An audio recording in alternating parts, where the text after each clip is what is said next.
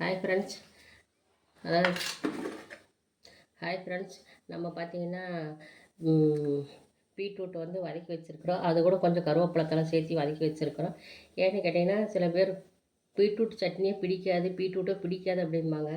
ஆனால் இது மாதிரி வந்து நம்ம செஞ்சு பார்த்தீங்கன்னா சாப்பிட்டு குழந்தைங்க சாப்பிட்டாங்கன்னா கூட பிடிக்கும். அதுக்கு நம்ம கொஞ்சம் தேங்காய் போட்டுக்கலாம். பார்த்தீங்கன்னா சின்ன வெங்காயம், பூண்டு, இஞ்சி, 3 வரமிளகாய், ஒரு பச்சை மிளகாய், தக்காளி, புளி, உப்பு சேர்த்து வச்சுருக்கேன். இது ஃபஸ்ட்டு அரைச்சிட்டு வந்துடலாம்.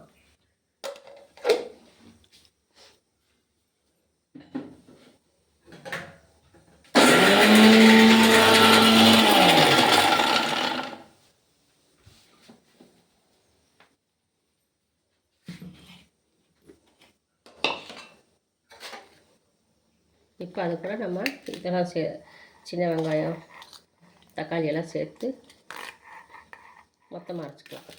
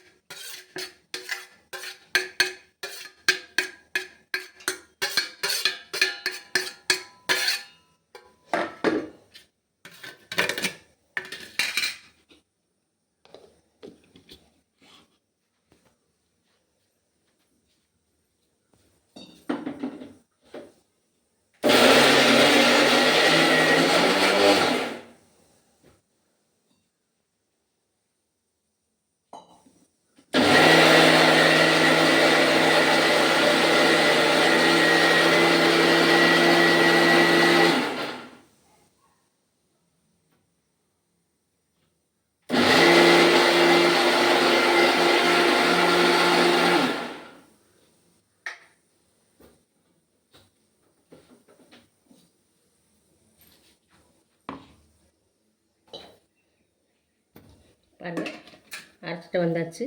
இதுக்கு ஒரு சின்ன தாளிப்பு கொடுத்துக்கலாம்.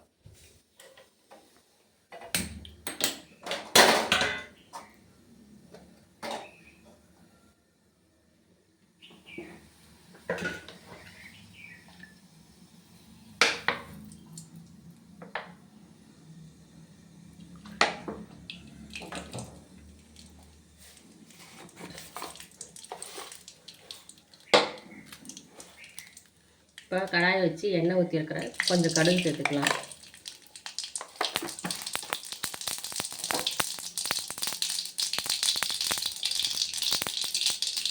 கொஞ்சம் உளுந்து சேர்த்துக்கலாம். கருவேப்பிலை சேர்த்துக்கலாம். அடுப்பு ஆஃப் பண்ணிவிட்டு